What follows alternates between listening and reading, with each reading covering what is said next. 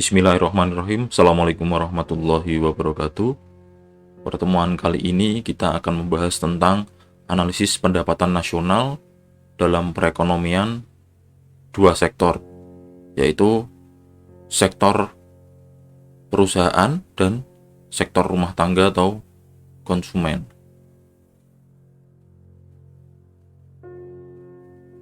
Jadi keseimbangan ekonomi dua sektor ini tadi hubungan antara konsumsi dan pendapatan.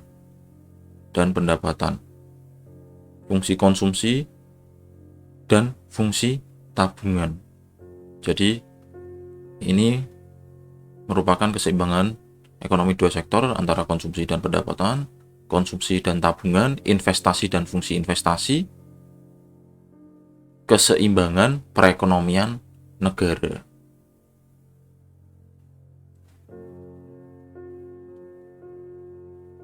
Ini tadi bahwa hubungan antara consumption dan perusahaan, pengusaha.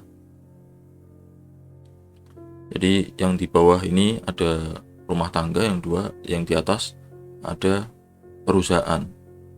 Ini perekonomian dua sektor itu adalah perekonomian yang terdiri dari rumah tangga dan perusahaan. Dan diasumsikan ini di sini tidak ada peran pemerintah di sini. Tidak ada kegiatan pemerintahan maupun perdagangan luar negeri. Jadi tidak ada kegiatan ekspor dan impor. Nah, ini dari perusahaan akan membayarkan gaji, terus barang dan seterusnya. Terus dari rumah tangga itu pendapatan yang didapatkan atas pekerjaan dari perusahaan itu dibagi menjadi dua. Dikonsumsi untuk membeli barang atau jasa. Kemudian yang kedua adalah sebagian ditabung ke lembaga keuangan atau perbankan.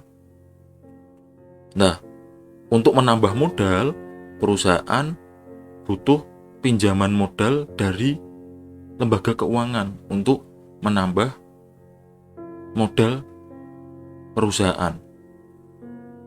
Nah, inilah perekonomian dua sektor. Nah, ini alirannya seperti ini. Diagram alir perekonomian dua sektor dari rumah tangga konsumen, pengeluaran untuk membeli barang dan jasa di pasar barang dan jasa. Nah, dari pembelian itu dapat mendapatkan pendapatan dari pasar barang dan jasa ke produsen. Produsen menjual barang dan jasanya. Konsumen mendapatkan barang dan jasanya yang di atas ini di pasar barang dan jasa. Sedangkan di bawah ini ada pasar faktor. Dari rumah tangga konsumen itu mendapatkan faktor produksinya, mulai dari manusia, terus tenaga kerja, terus alam dan modal. Nah, itu ke pasar faktor produksi. Terus produsen mendapatkan itu tadi, sumber daya manusia, alam sebagai bahan baku, manusia sebagai tenaga kerja, terus modal dalam bentuk uang. Terus dari rumah tangga produsen memberikan upah, terus sewa, bunga, dan profit ke rumah tangga konsumen. Nah, ini alir perekonomian dua sektor. Ini aliran pendapatan dalam perekonomian dua sektor. Yang pertama adalah sektor perusahaan menggunakan faktor-faktor produksi yang dimiliki rumah tangga. Jadi rumah tangga itu punya bahan baku, tenaga kerja, informasi, kebutuhannya apa saja di dalam konsumen itu. Terus teknologi juga, atas pengetahuan dan keterampilan dari tenaga kerja. Terus sekaligus modal modal dari apa yang diinvestasikan oleh rumah tangga. Yang kedua, sebagian besar pendapatan yang diterima rumah tangga akan digunakan untuk konsumsi. Jadi sebagian digunakan untuk konsumsi, yaitu membeli barang dan jasa yang dihasilkan oleh sektor perusahaan. Terus sisanya itu digunakan untuk ditabung dalam institusi-institusi keuangan. Jadi sebagian untuk konsumsi, sebagian ditabung. Nah, pengusaha yang ingin melakukan investasi akan meminjam tabungan tadi. Karena sudah ditabung oleh rumah tangga, pengusaha pengen menambah modal. Oleh karena itu pinjam ke institusi keuangan untuk meminjam untuk penambahan modal di sini. Nah, ini aliran pendapatan dalam perekonomian dua sektor. Nah, teman-teman bisa buka buku di bukunya Sadono Sukirno mengenai pendapatan. Ini hubungan antara konsumsi dan pendapatan. Nah, di sini ketika pendapatannya 0, maka perusahaan atau konsumen itu akan menggunakan tabungannya. Menggunakan tabungannya atau menggunakan harta sebelumnya untuk digunakan untuk konsumsi karena untuk memenuhi kebutuhan. Nah, di sini semakin bertambahnya pendapatan, itu konsumsinya juga akan bertambah. Nah, di sini pendapatan 100, pengeluarannya akan 200 dan seterusnya itu sampai titik keseimbangan di pendapatannya 500, konsumsinya juga 500 dan terus ada tabungan, mulai ada tabungan di sini. Mulai dari 600, pengeluarannya 575 sampai dengan 1875 punya tabungan 125. Nah, ini pada pendapatan yang rendah di rumah tangga, khususnya untuk rumah tangga, harus menggunakan hartanya. Kalau pendapatannya rendah, itu harus menggunakan harta atau tabungan masa lalu untuk membiayai konsumsinya. Maka dari itu, ini menggunakan harta atau tabungannya untuk membiayai konsumsi. Terus kenaikan pendapatan menaikkan juga pengeluaran konsumsi. Dengan kenaikan pendapatan menaikkan pengeluaran konsumsi juga. Sisa pertambahan pendapatan menjadi tabungan di sini. Pada pendapatan yang tinggi rumah tangga akan menabung di sini. Pada pendapatan yang tinggi rumah tangga akan menabung lebih tinggi juga. Nah, ini dari pendapatan konsumsi dan tabungan. Bagaimana rumah tangga jika pendapatannya kecil, maka akan menggunakan tabungan atau harta masa lalunya untuk membiayai konsumsi. Kalau ada kenaikan, maka tabungannya akan bertambah. Kenaikan pendapatan, maka tabungannya akan bertambah. Terus pada pendapatan yang tinggi, rumah tangga akan lebih tinggi lagi untuk menabung. Nah, ini rumus kecondongan mengkonsumsi. Kecondongan mengkonsumsi marginal (MPC) merupakan perbandingan di antara pertambahan konsumsi delta C yang digunakan dengan pertambahan disposable income delta YD yang diperoleh. Nah, ini adalah MPC sama dengan delta C dibagi delta YD. Terus kecondongan mengkonsumsi rata-rata adalah APC, merupakan perbandingan di antara tingkat konsumsi C dengan tingkat disposable income, pendapatan. Nah, ini contoh kecondongan mengkonsumsi marginal dan rata-rata. Jadi rumusnya adalah delta C dibagi delta YD untuk kecondongan mengkonsumsi marginal. Jadi cara menghitungnya adalah delta C berarti 300 dikurangi 150 dibagi dengan 200 dikurangi 0. Maka hasilnya adalah marginal kecondongan mengkonsumsi marginalnya adalah 0,75. Ini ketika MPC tetap. Ketika MPC makin kecil, ini dilihat berarti 460 dikurangi 300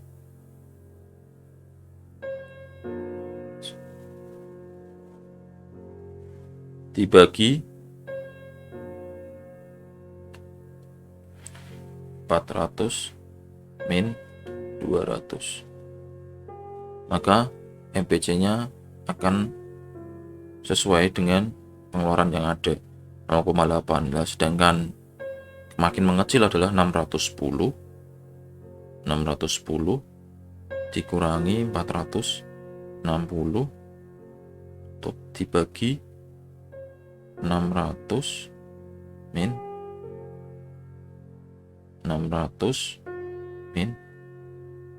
400. Nah, ini 0,75 itu akan mengecil. Sedangkan APC tadi rumusnya adalah C dibagi YD. C dibagi YD. Jadi C-nya di sini ketika pendapatannya 0, 150 dibagi 0. Hasilnya tak hingga. Terus 300 dibagi 200. 1,5 dan seterusnya. Nah, itu adalah kecondongan mengkonsumsi marginal dan rata-rata. Nah, sedangkan kecondongan menabung, untuk menabung marginal, kecondongan menabung marginal, rumusnya adalah delta S dibagi delta YD. Sedangkan rata-rata menabung, kecondongan menabungnya adalah S dibagi YD. S itu merupakan saving atau tabungan. Nah, ini ketika MPS tetap dilihat dari ini dan ini, serta pendapatan.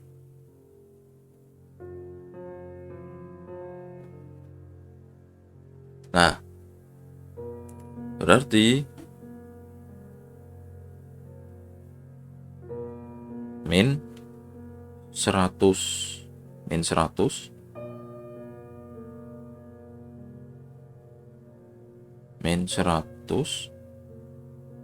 dikurangi min 150. Hasilnya adalah 50 dibagi dengan 200 min 0,25 untuk MPS yang tetap, kecondongan menabung marginal yang tetap. Sedangkan yang makin kecil berarti min 60 dikurangi min 100. Terus dibagi 400 min 200. Hasilnya adalah 0,2. Nah, kalau semakin kecil berarti min 10 dikurangi min 60. dibagi dengan 600 dikurangi 400. Nah, ini hasilnya adalah 0,25. Sedangkan APS-nya adalah yaitu S dibagi YD. Ketika pengeluarannya 150 dibagi 0 berarti 3. Ketika 300 ketika min 100 dibagi 200 min hasilnya min 0,5 dan seterusnya, yaitu S dibagi pendapatan disposable. Nah, ini kecondongan menabung marginal dan rata-rata, kecondongan menabung rata-rata. Terus ini ada fungsi konsumsi dan tabungan. Fungsi konsumsi yaitu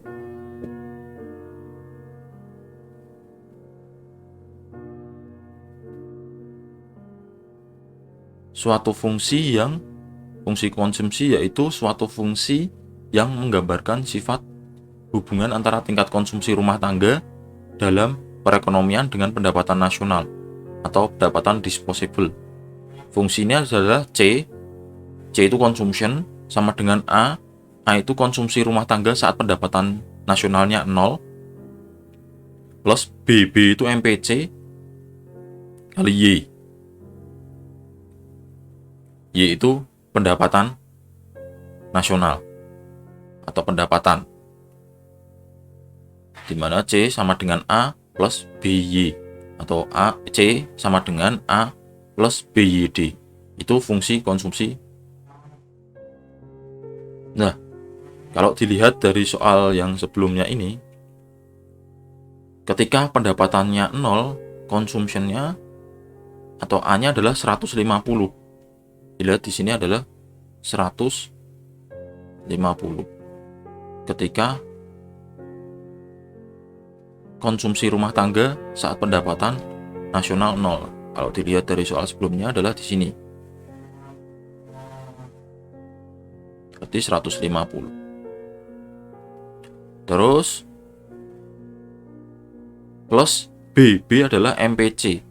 MPC-nya adalah 0,75.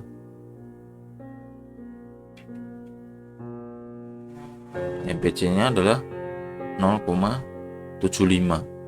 Kemudian Y dikalikan dengan Y, itu fungsi konsumsi. Nah, sedangkan fungsi tabungan yaitu suatu fungsi yang menunjukkan sifat hubungan antara tingkat tabungan rumah tangga dalam perekonomian dengan pendapatan nasional atau pendapatan disposable. Nah, ini fungsi tabungannya adalah S sama dengan min A tadi konsumsi rumah tangga saat pendapatan nasional 0, konsumsi rumah tangga min A plus dalam kurung 1 min BB-nya adalah MPC, tutup kurung dikalikan Y-nya adalah pendapatan.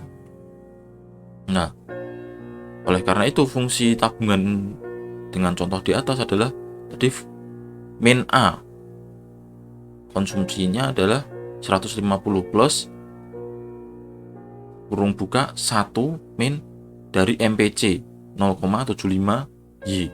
Maka fungsinya adalah S sama dengan min 150, 1 dikurangi 0,75 jadi 0,25 kali Y. Ini fungsi tabungan. Nah, ini investasi dan fungsi investasi. Pengertian investasi itu sendiri adalah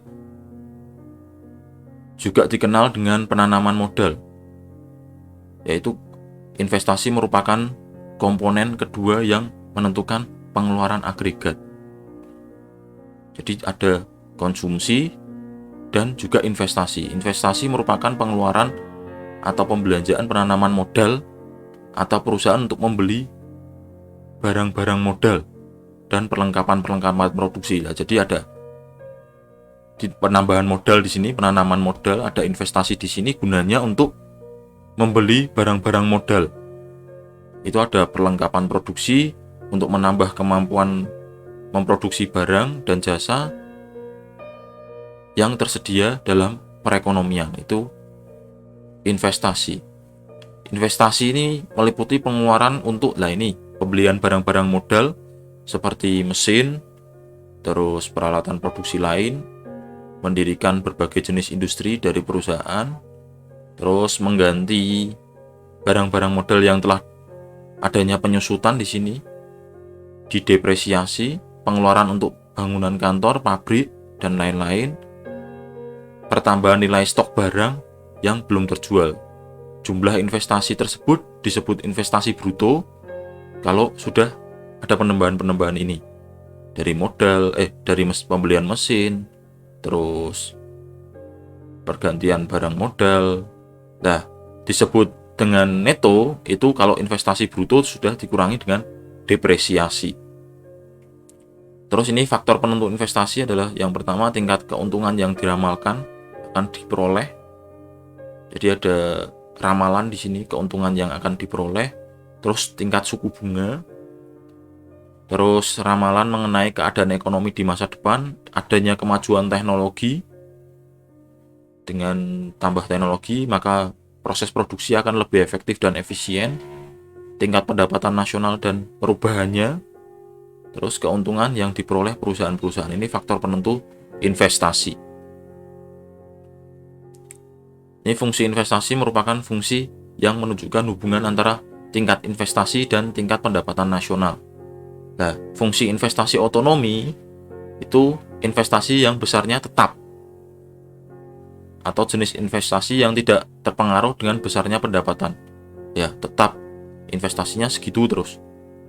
Sedangkan investasi terpengaruh itu investasi yang besarnya dipengaruhi oleh besarnya pendapatan nasional. Semakin tinggi pendapatan nasionalnya, maka semakin tinggi investasinya. Jadi disesuaikan dengan pendapatan nasionalnya. Kalau yang otonomi itu tetap investasi akan terus-menerus segitu.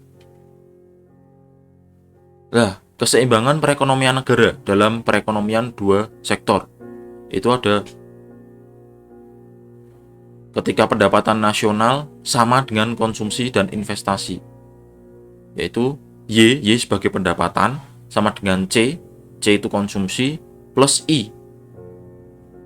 Nah, yang kedua adalah investasi sama dengan tabungan, I sama dengan S. I sama dengan S.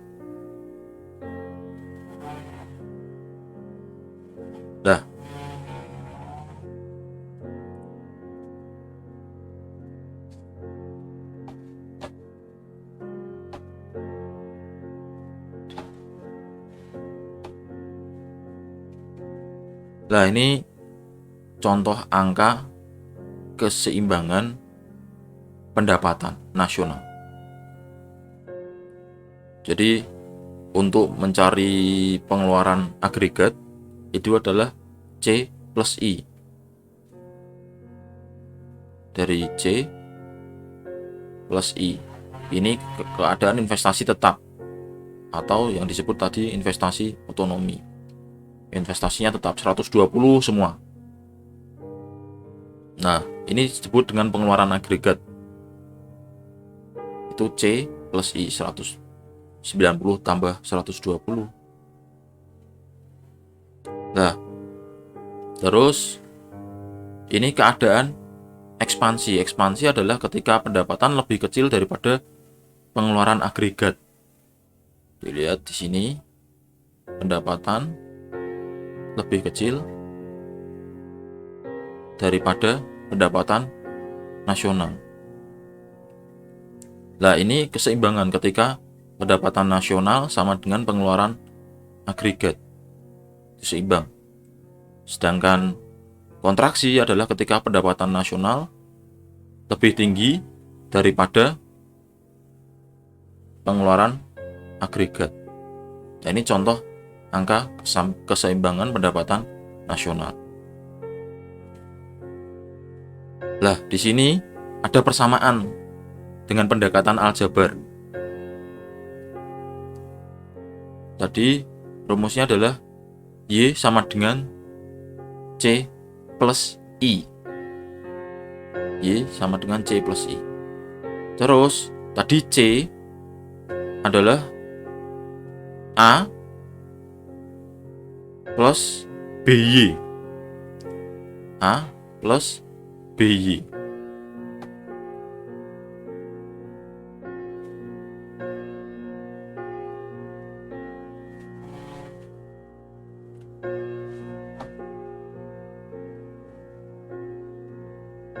A plus ini A, terus ini B dari MPC.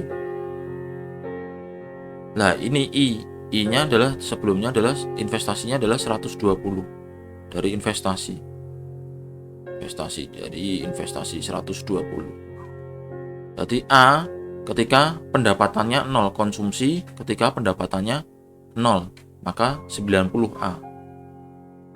90 plus kita cari MPC-nya, kok bisa 0,75. MPC adalah delta C dibagi dengan delta Y.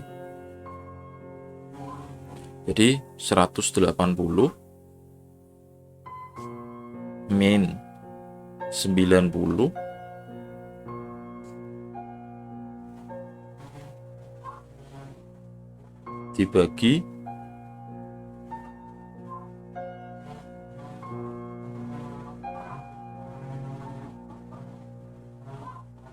120 min 0. Nah, hasilnya adalah 0,75. 0,75 itu MPC-nya. Berarti di sini adalah MPC B kali Y adalah 0,75, Y plus 120. Terus kemudian dipindah, karena ini Y sama dengan C plus I, dipindah ke kiri, Y min 0,75 jadi plus, ini jadi min. Maka 1 kurangi 0,75 adalah 0,25 Y, 0,25 Y. Terus 0,25 nya dipindah sebelah kanan, jadi 210 dibagi 0,25. Hasilnya adalah Y sama dengan 840. Nah, persamaan kedua tadi di sini adalah I sama dengan S atau S sama dengan I. S adalah min A plus dalam kurung 1 min B tutup kurung Y. Maka tadi A-nya adalah 90. Maka min A min 90 plus 1 dikurangi 0,75 jadi 0,25 Y sama dengan I. I-nya investasinya sudah tetap 120. Maka min 90 dipindahkan ke kanan menjadi plus 120 ditambah 90 jadi 210. Jadi itu adalah 90 plus 120 menjadi 210. Terus karena sebelah kiri 0,25 Y, jadi Y adalah 210 dibagi 0,25, jadi Y adalah 840. Ini persamaan dengan pendekatan aljabar. Y sama dengan C plus I. C adalah A plus BY, sedangkan S tadi min A plus 1 dalam kurung 1 min B tutup kurung Y. A merupakan konsumsi ketika pendapatannya 0, sedangkan B adalah MPC. Ya, mungkin itu. Semoga apa yang saya sampaikan di sini dapat bermanfaat. Mungkin cukup sekian dari saya, kurang lebihnya mohon maaf. Sekian dari saya. Wassalamualaikum warahmatullahi wabarakatuh.